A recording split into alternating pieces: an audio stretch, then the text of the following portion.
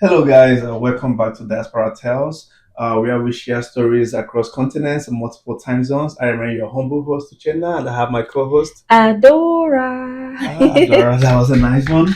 Yeah, like we promised you, we said every now and then we're gonna dive into the stories, your stories, We dey bring right? una tori o. Story for town, right? Yes. So we have a bunch of emails, and today we'll be picking one email. You might be the lucky one. So watch on and see if it's your story that we picked today. Adora, did you pick out one story from Honestly, the this one emails? is actually, yes. I love this one because it's actually piggybacking on the last episode that we dropped. Okay. And so it says to keep them anonymous, which definitely we always do over here, okay?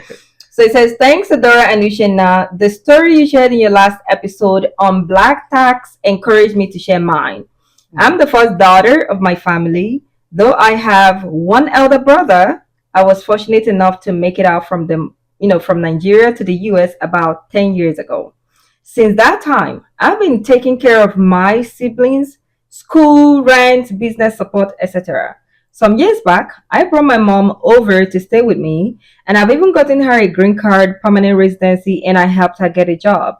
I got pregnant in 2022, and in the eighth month of my pregnancy, I pleaded with my mom to quit her regular job schedule and switch to part time so she can assist me when the baby comes.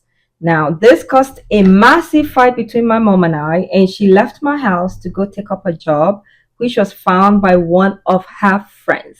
Yes. Wow.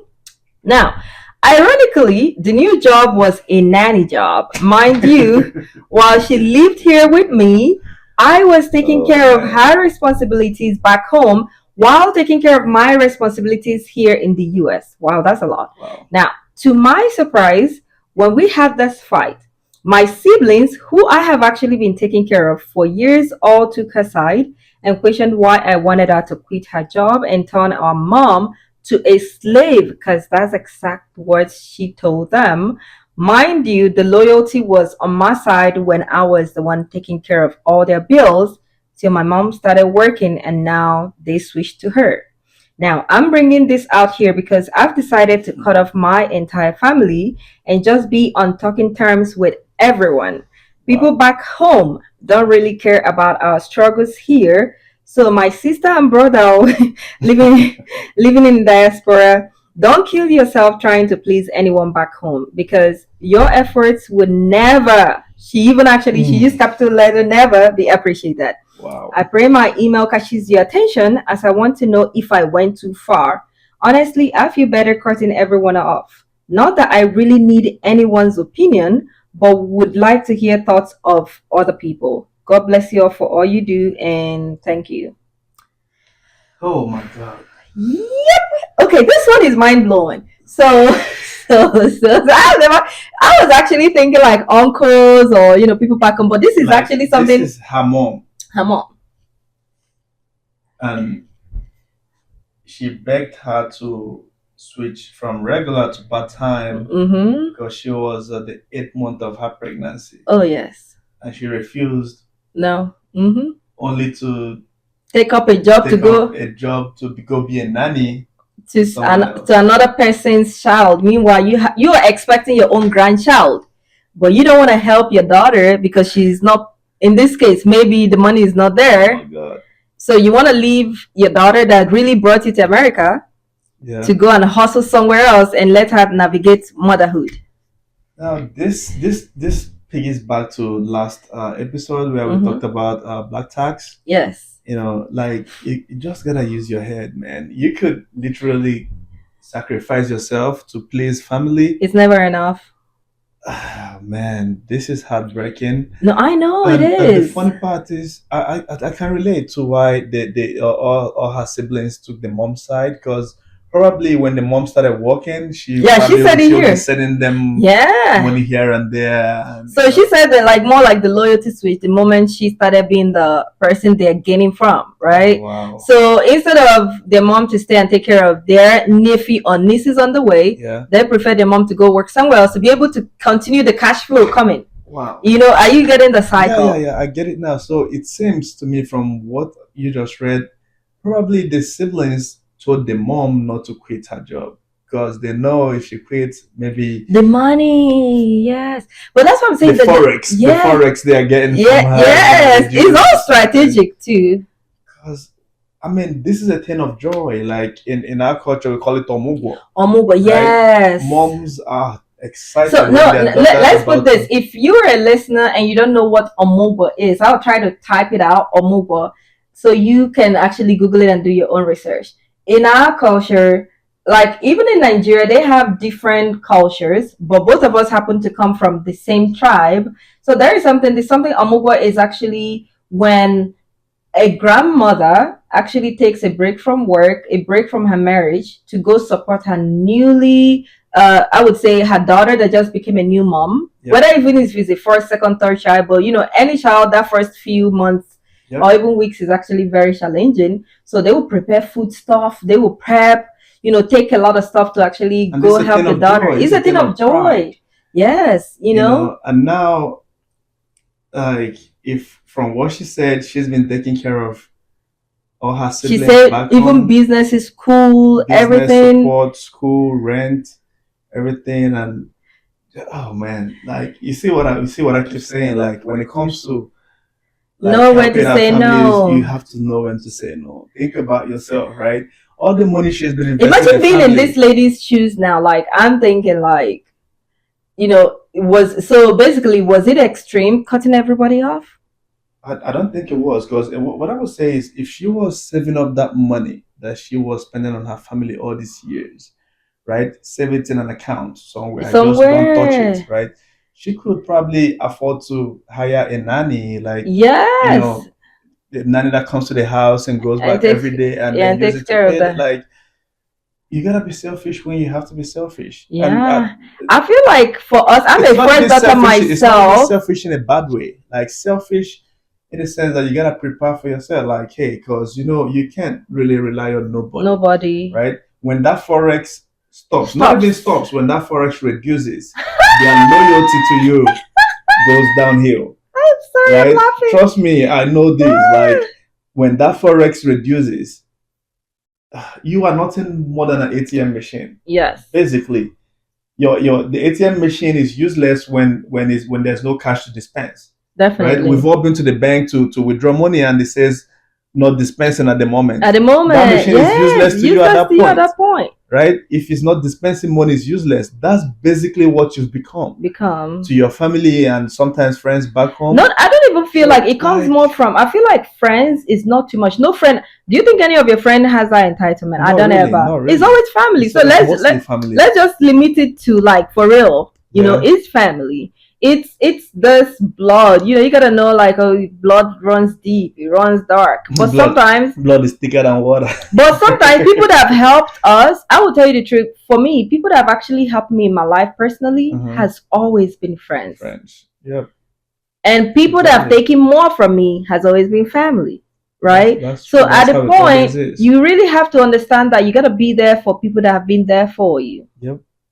Yes, so like I feel like this story is as heartbreaking as it can be. It is shocking. It is shocking. And the fact that she went to take a job of a nanny.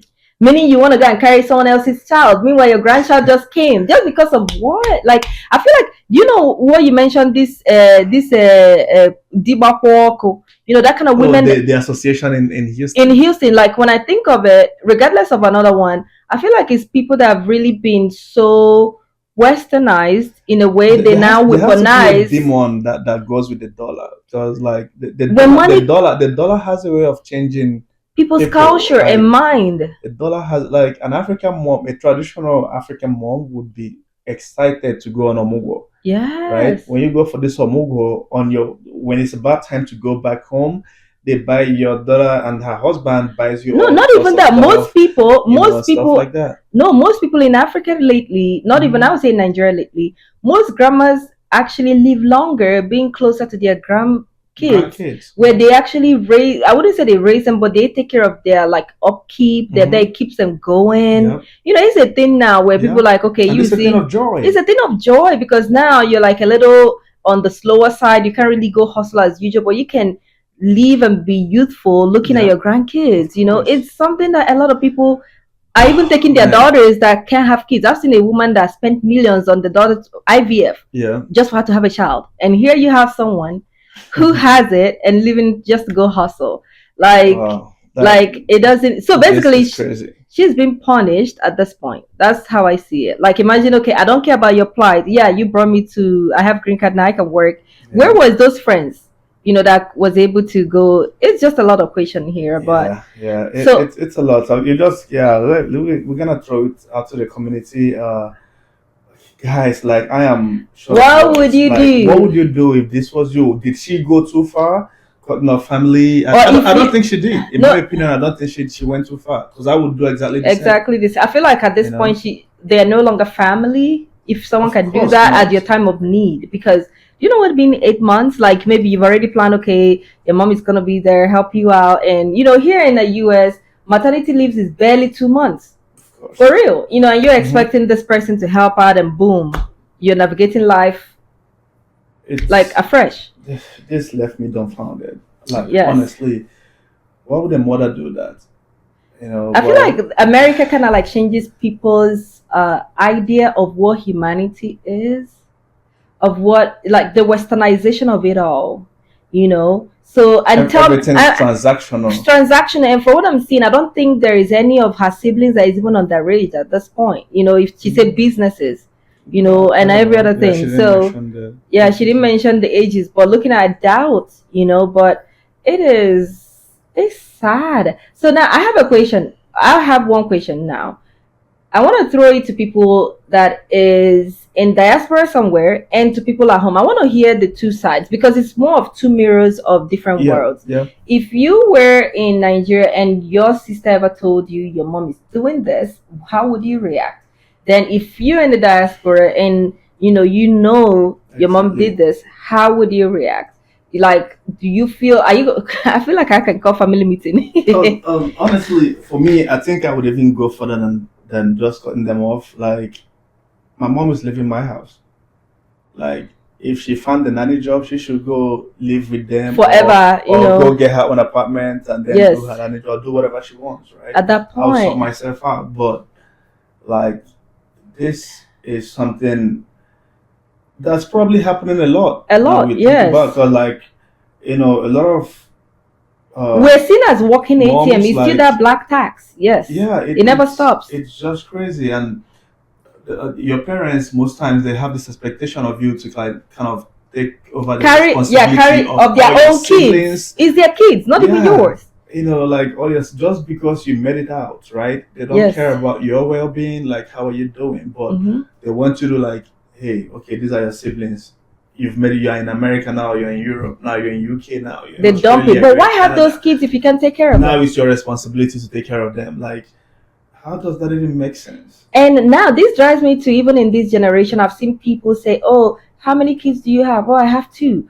"Oh, you don't want to have a boy? You don't want to have a girl? Go and have more." Who would raise those kids? You will see people in Nigeria that don't even have money to eat. They're having popping babies every year, 7 kids. expecting people in the diaspora that barely have 1, 2, maybe max 3 to take care of their 5, 7 kids in Nigeria. This is Crazy. absurd, but It's this is a society that breeds this contempt. Actually, on that, I have an uncle who works in Shell, Yeah. the oil company in Nigeria, and so in his house back in the villa, he has a boys' quarters, right? Okay. A 2-bedroom boys' quarters in the back of the house. So he has his cousin living there in the boys' quarters. This uncle of mine has 3 kids, Okay. right? His cousin who is living in the 2-bedroom boys' quarters has 6 kids. What? So I don't know. There has to be a correlation between poverty and having so many kids. No, it's poor Because- planning. It's poor planning and no Because also foresight for the in future. northern Nigeria, where it's culturally allowed for men to be polygamous, they have this thing called their amajiri, Yes. where like you can have as many kids as even though you have no intention of raising them. When they Yes. get to a certain age, you throw them to the streets, and Yeah. that's how you see the insecurity, like Boko Haram and stuff. There's a lot of easy There's disposable. so many kids they can recruit, right? Yes. And these are kids who go street to street with plates just begging for food. Food. They're not even sure where the next meal is coming from, right? So why bring in kids if you have no plans? Plans of taking for care them. of them. Or I feel It's like in crazy. African culture, a lot of people can really agree to this. Most parents, I would believe, like in the 90s and in the late 80s, they have a bunch of kids hoping that one will make it out and take care of the rest. They're not having it with planning, okay, I want to save for their school fees.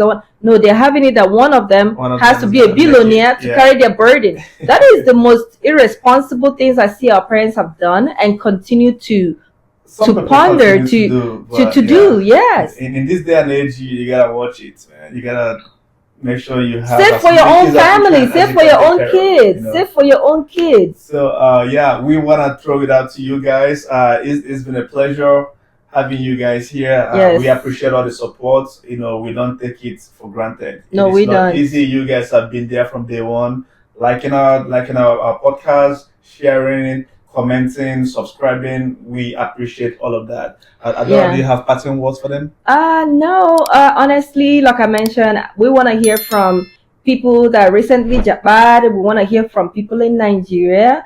But up until next time, this is actually Adora and Luciana, your favorite storyteller out here in the diaspora. And till we see you guys next time. Ciao. Ciao. Bye-bye. Bye.